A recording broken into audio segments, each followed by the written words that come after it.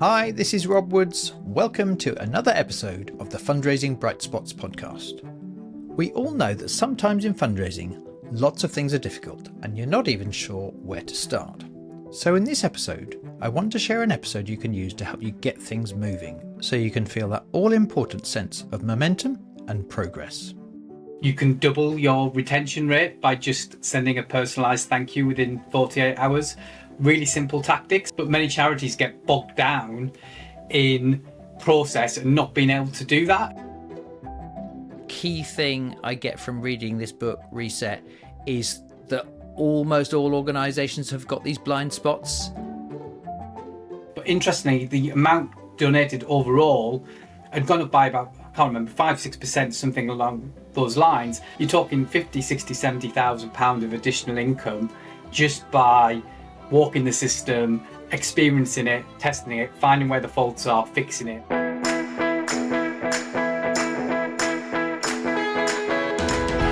My bright spot conversation today is with a hugely experienced fundraiser, Craig Linton. Craig is a successful trainer, author and consultant, and I've always appreciated his advice. As we were both inspired by Dan Heath's newest book, Reset, I was keen to hear some techniques that Craig has used to help fundraising teams solve some of their tricky, seemingly impossible problems. I hope you find it helpful. Hey Craig, welcome back to the podcast. Hi Rob, pleasure to be here as always. Good to see you again. Thank you. And one of the themes you and I love to talk about is books by Chip and Dan Heath. So we were pretty excited when we heard that a new one was coming out. It's been out for a few months now. The book is called Reset. It's by Dan Heath, and we both enjoyed it. Our listeners might remember us getting excited about books such as Made to Stick and The Power of Moments. But this one, the theme is a little different. It's all about how to change things when they're not working, or indeed, if you ever feel stuck and a bit overwhelmed because everything seems to be really like walking through treacle, where do you start? I guess a way of looking at it when you do feel stuck is to know that of all the things that you could do that seem not to be working, usually there's one that is much more likely to help you get things moving than the rest. In the book, they talk about the idea of walking along a path and seeing a big boulder that's in your way, and the notion that without a tool or a focus of where to push, it probably will stay stuck. But if you were to place a long stick in exactly the right place and put, I guess, what a physicist would call a fulcrum underneath that stick and push in exactly the right place on the stick, actually, most of us are aware that you would be able to move the very large obstacle. So in the book, they call that fulcrum the idea of finding a particular leverage point. And this metaphor works really well because the idea is in most situations in life and in fundraising where you feel stuck, many things won't make much difference, but if you can just find the one or two in particular that would make the biggest difference, that's a massive start to being able to apply your resources to that thing. So the whole book really is all about how to find the right leverage point in any situation, and then how to disproportionately stack your resources on that leverage point initially to start to get some momentum. And then when you get momentum, maybe you need to find a different lever or leverage point. But that in a nutshell is what the book is all about. The story that I really like best in a way is the first one of the whole book. And if I were to summarize it broadly, they paint a picture of the receiving area of a large hospital in the United States. And they paint a picture of overwhelm and chaos, whereby there's a phone in the receiving area where people receive packages, and it's ringing almost constantly during the day. And there's someone, a nurse or a consultant or a doctor saying, "Where's my package? Where's the drugs? Has it arrived yet?" And the person in the receiving area has to go to the phone, feel the stress of not knowing the answer, go and then try and find it. Long story short, the chapter is about how the leader of that department finds a way to get the whole team unstuck. And there's a couple of things that they talk about in the book as helping people to get some momentum.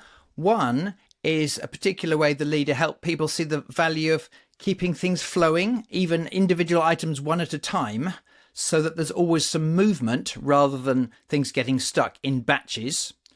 And then the power of, even though everyone was busy and had good reasons not to, once a week, every Thursday, everybody, all hands on deck, doing nothing but clear the backlog. And there's a really powerful moment whereby at the end of that first Thursday, when for the first time, I guess, in years, they felt some clear sense of demonstrable progress because they'd cleared a particular corner of all this jumbled chaos. I really like the story. And when you and I spoke the other day, Craig, you said it reminded you of a particular challenge that you found many charities have faced over the years. Yeah, that's right, Rob. And it's around thanking and the ability of charities to get a personalised thank you out quickly. You know, there's so much data about how that is one of the most important things around retention and second gift rates. You've got Adrian Sargent's research showing the importance of getting a timely thank you out within 48 hours. Penelope Burke talks about the impact of phone calls within 24 hours, increasing giving by 60 odd %. You've got the Philanthropy Daily that you can double your retention rate by just sending a personalised thank you within 48 hours. Really simple tactics, but many charities get bogged down in process and not being able to do that. And I've been told many times it's impossible, we can't do that. It takes us 2-3 weeks. That's just the way it is, Craig. You know, there's nothing to be done really. And I've always smiled and nodded and said, I know you're probably different, but you know, can we give it a go? And as fundraising director, every charity that I've been able to influence this in has been able to get it down to 48 hours and in many cases sort of 24, because we've made it a priority and we've designed the process not from an organisational point of view, but from that supporter. What does we need to do to get that out to the supporter quickly? And there was a piece of research I did a mystery shopping exercise, and I made a cheque donation back when I had a chequebook to 40 charities. It was really interesting. They all banked the cheque within 2-3 days, almost without exception. Only one of them managed to get me, out of the 40, a thank you letter within a week. And you could see this linear process. It clearly goes to finance first, then it goes to the supporter care team, and then, you know, eventually you get thanked. And I think probably the most extreme example was a small to medium medical charity I was working with. And they started off, and it was taking them over 3 weeks to get a thank you out, which is just too long. And we're not talking about them having a huge volume here. And we managed to get it down to a couple of days. And there was a few things that we did to be able to make that happen, really. One of the things to emphasise is this is no one's fault in particular. It just, these things can happen over time, just with little tweaks and changes. And one of the ways I always like to approach this is to sort of map the system and walk through things. And you can just spot things as an outsider sometimes that people have just been doing it for so long they don't recognise that it could be better. And it could be things like double keying or a manual process that could be automated. And the thing that was interesting at this particular charity was how they did things in a very linear way. So everything went from A to B to C to D to E. And it was right at the end, the last thing they did was the thanking. And they justify this in lots of different ways. But one of the key things was finance had this thing around, well, we have to wait till the cheque clears in case it bounces. And so we can't possibly send that just in case it goes wrong. And I was like, well, okay, I get that. But how many times a year does this happen? I said, well, you know, maybe 3 or 4. So my question was then, so we're missing out on this potentially easy uplift in retention and second gifts because 3 times a year out of the thousands of checks we process, there might be bounce. And what happens if it bounces? Well, we just write to them and ask them to resend it. Does it cause any problems with the auditors or with it? No. It just feels safe to do it that way. And it was okay. Well, you know, maybe could we try, rather than waiting that, could we start with the thank you and get that done and just assume it's not going to bounce, and actually shift that mindset to be more supporter focused, really. And to cut a long story short, we changed that system. We went from not linear to things running concurrently. So things were going through the finance system at the same time we were going through the fundraising. We made the thanking, not wait until the batch had to be closed on the database to be able to send a thank you, but found a way to get the thank yous out straight away. Started putting in any high value donations, they got a personalised thank you within 24 hours or 48 hours. So just made these little changes, and within 3 months we'd gone from 3, even 4 weeks in some cases, to getting it down, 90% of the time being within 48 hours. Yeah, it's a wonderful example, Craig, and it reminds me of a key sentence I underlined in the book that I thought made so much sense, which was that every system is perfectly designed for the results it's getting, which in a way helps me see that progress is possible. And if currently we're not getting great results, it doesn't necessarily mean it's someone's fault, but it does mean there's a predictability for if you do this, this and this, that is likely to follow, or certainly if for the last 3 years that's followed, that's the reason why it's happening, rather than because we've got few resources or because there's this particular challenge in politically with another team or whatever.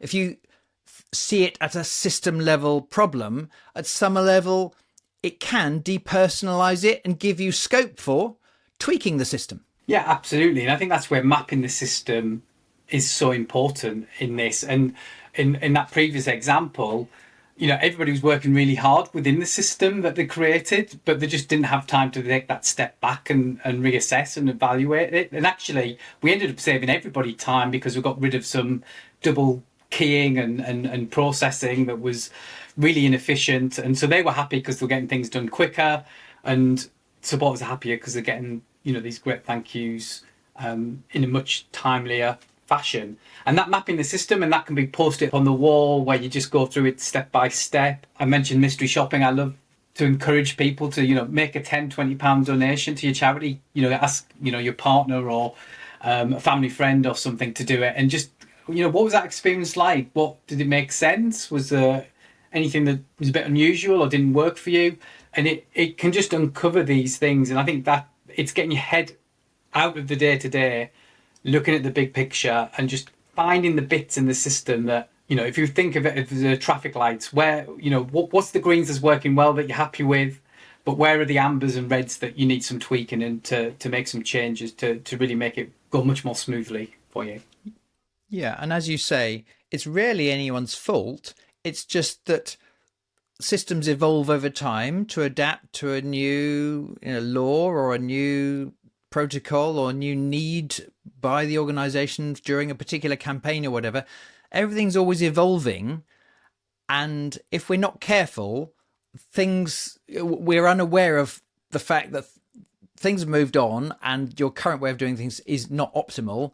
And goodness knows if the pace of change has speeded up even more in the last couple of years, and most people would agree it has, then I would say it's even more likely that there's some processes in the charities that are listening that are no longer perfectly fit for purpose for reducing stress and wonderful results. Another of the ideas in the book that I really liked is this notion of going for a deep burst, an intense period of time, which might not necessarily feel automatic or even efficient in a way, because we've all got our deadlines and goals to do.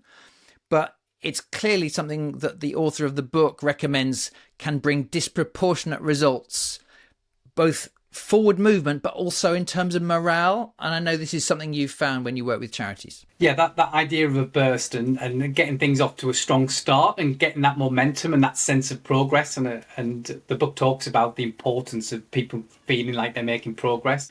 I always remember one charity I was working with, we were moving office buildings, and we'd been in this 200-300-year building, and we had to try and get all our gift aid forms digitized, and they were stuck in this dark, dank, cobweb, spiderweb filled basement that we had to go in and try and sort out. And I remember going down one day and we had the sort of paper suits on and the dust masks and everything. And it was, really horrible. And it was like, how the hell are we going to get the team to do this? We're never going to get it done. So we sat down as a little group who were working on this, said, right, what can we do to make this, if not enjoyable, at least palatable? And we came right, well, let's almost make it a party. Let's make something of the fact that this is probably the most horrible job we're going to be asked to be done this year. We asked for people to volunteer to help us out. We got people to sort of design their white boiler suits and, sort of put pictures or decorate them.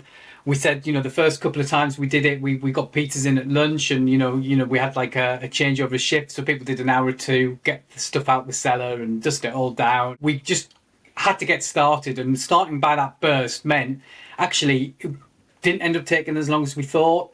It became a bit of badge of honour, those people who'd been down in the dark, dusty, horrible cellar the most time. Something that certainly would have taken months and months and months, we managed to get done in about 4 to 6 weeks. And it wasn't pleasant, but there was that real sense of team pride, seeing every week, a drawer being filled and then a filing cabinet had been emptied and then a shelf going. And there was this real tangible sense of progress that initial burst gave us that meant we were able to get the task completed.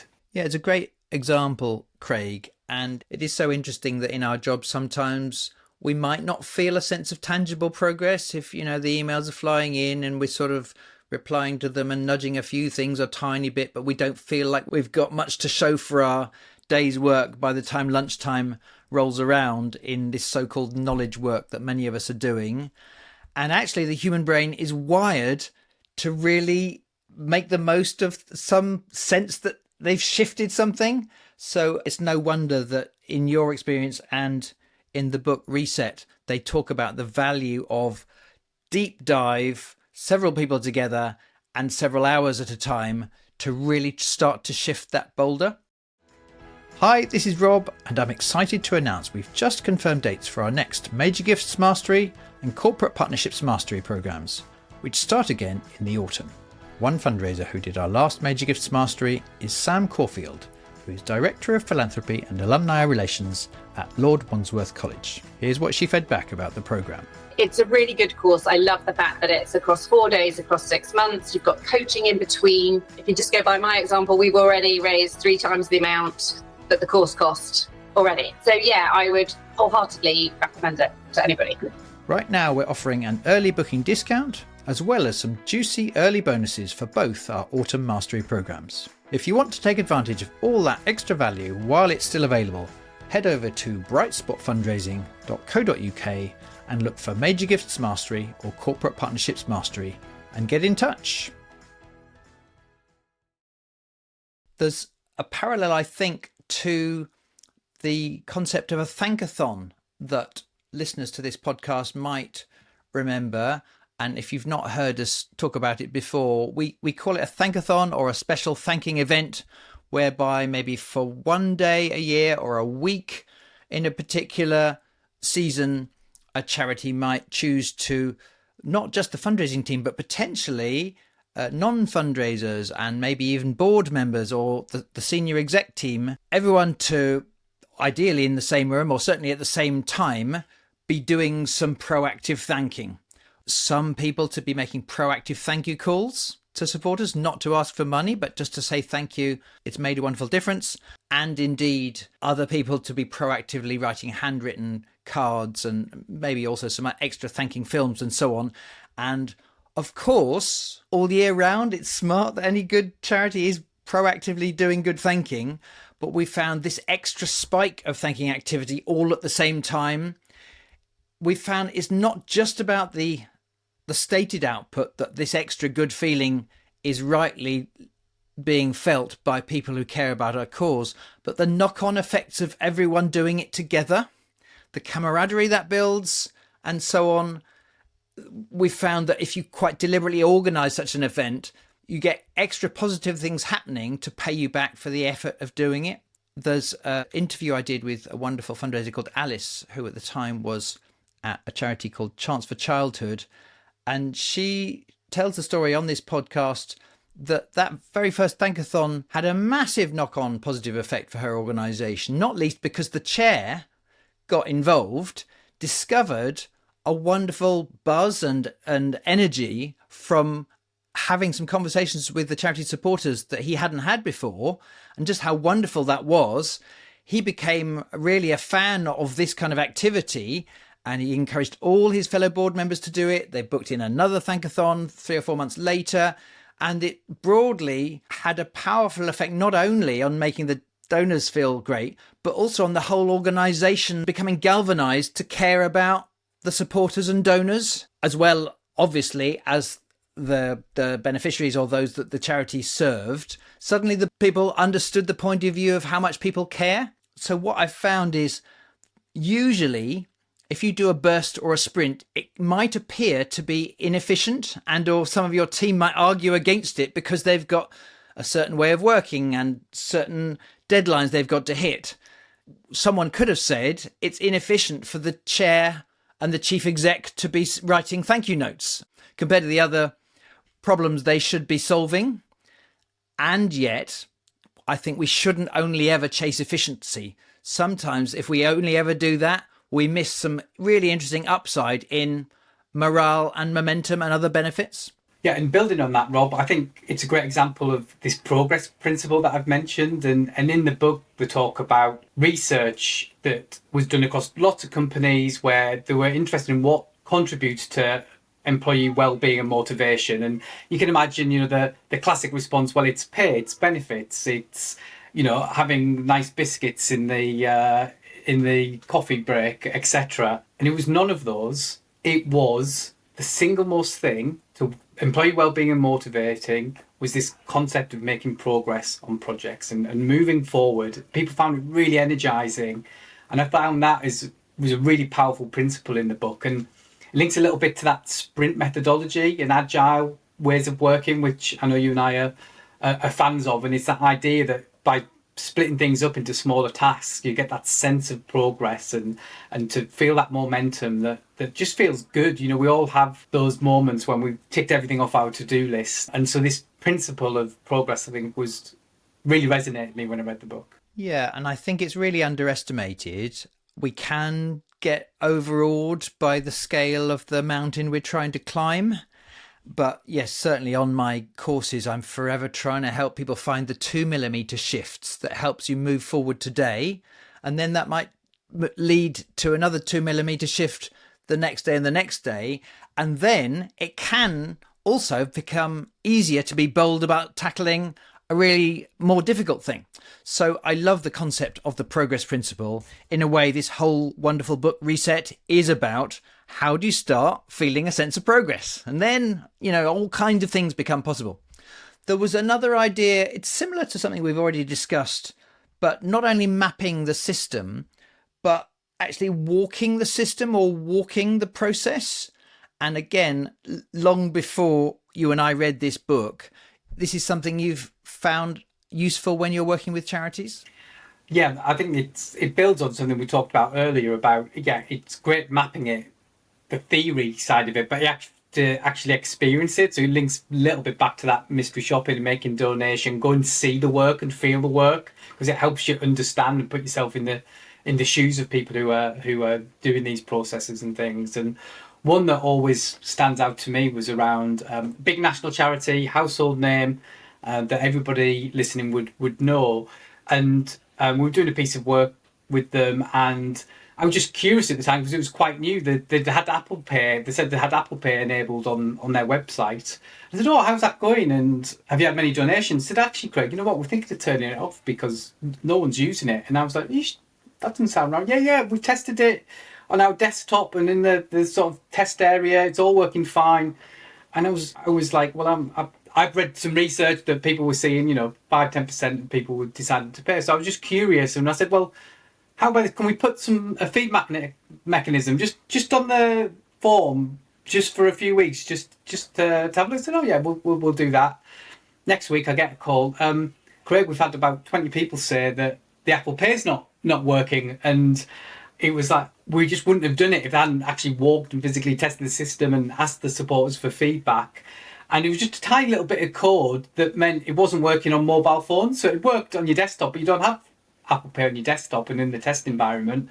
But nobody had actually tested it on a mobile device themselves. And actually fixing this piece of code, it was a 5-10 minute job.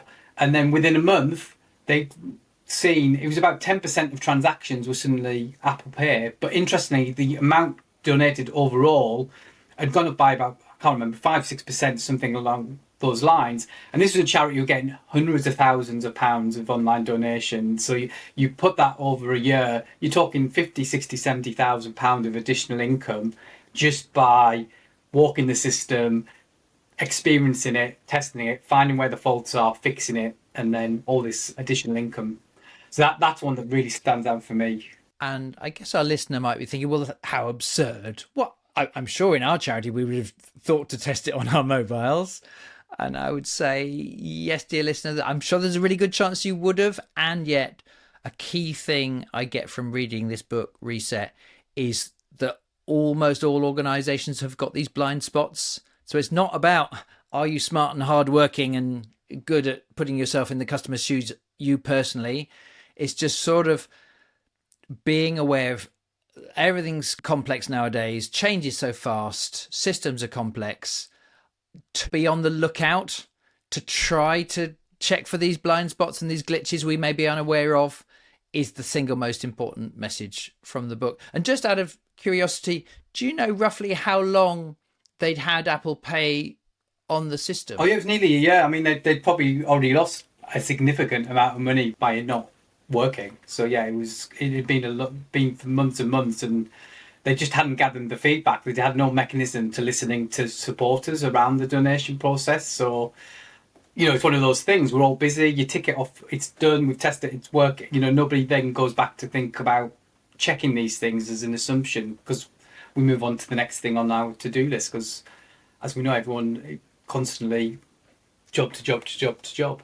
Yeah, and there's a really interesting case study again in the book about a sports stadium. I think it's an American football sports stadium that only had maybe a dozen or so really massive games a year, and therefore the value of everything going well commercially on those occasions was immense, because it's not getting another chance to do the event well the next day and the next day.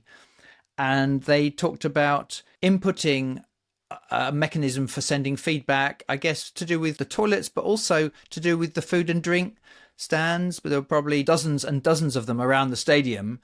And they put these really simple mechanisms whereby if people were or weren't happy, I don't know, because they'd ran out of white wine at a particular one, or the queues were too long, or there was a spill or something, they just made it really easy for the customer to send a quick burst of feedback, I guess, by hitting a button or choosing one or two options.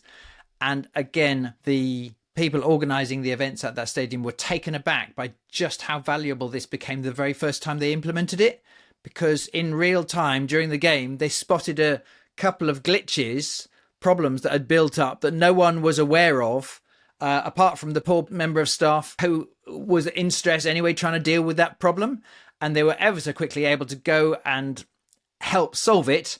And then for the rest of the game, that failing area commercially was able to succeed again. So I really liked that as an example, Craig. And I'd never previously thought about just how valuable real-time feedback or more regular feedback opportunities can be to organisations. And I wonder what you've learned about charities and, for instance, fundraising teams in charities, about where potentially they could consider putting in more feedback loops. Any event that you do, are you gathering feedback? When people visit your website, are you asking to define what they want today, and make it easy to tell you if they did or didn't? Certainly with emails now, often at the bottom, you might have some smiley faces. Well, how did you find this content? Let us know. It's ubiquitous in the corporate world where they're constantly asking for feedback because they know the value of it, and people who give feedback tend to be better customers, have longer lifetime value. The same applies with fundraisers and things.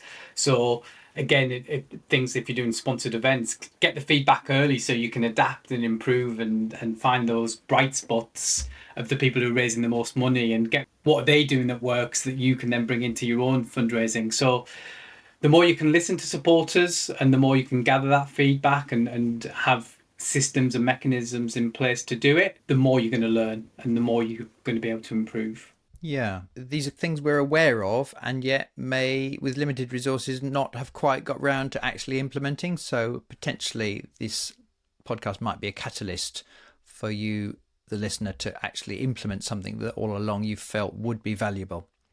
Just before we finish, Craig, there's so many good ideas in the book we've been talking about by Dan Heath, but I guess, we could make several episodes just inspired by the one book. But if we were going to finish this one now, is there one more idea or principle that this book makes you think of that you think might just help fundraisers in busy teams or working on their own, but they're up against it, they are a bit potentially overwhelmed? Any last thing that you think actually could help them somehow zero in on one leverage point rather than be stressed about all of them and then restack disproportionately resources around making a shift there? Any last tip? Yeah, I think it's important to focus on moving your boulders, not pebbles, and making sure that if you're going to apply these principles, they're actually something that really matters and is going to help you raise more money.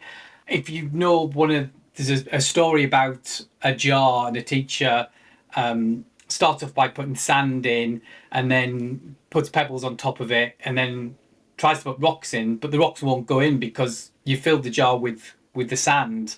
And it's about prioritization. And actually, if you put the rocks in first, then the pebbles, and then fill it with sand, you get it all in the jar. And I think sometimes we need to find out, spend our time on those rocks that really do move the needle in our fundraising and our activity, and don't sweat too much about the sand. So making things that are doable and interventions that are going to find those leverage points, but make sure that the outcome is proportionate as well to the effort that you put in. That's right. Some of these things we could focus our energy on are going to make a much bigger shift in our results than others. And actually, the thing that you might do today might be a 2mm shift, but there is such value on choosing the right boulder and therefore the leverage point that will move it. Craig, thank you so much for making time to come and chat to us. I've really enjoyed your examples and your tips. I look forward to catching up with you again very soon. Thanks for now. Bye-bye. Bye, Rob. There you go. I hope you enjoyed Craig's ideas. As we always do, we'll put a summary in the episode notes on the podcast section of our Bright Spot website, including a link to some other episodes I've created with Craig. I know there's a good chance you've already subscribed to this podcast, but just in case you haven't yet, do click the button now. You'll get instant access to dozens more examples and tips to help you with your fundraising.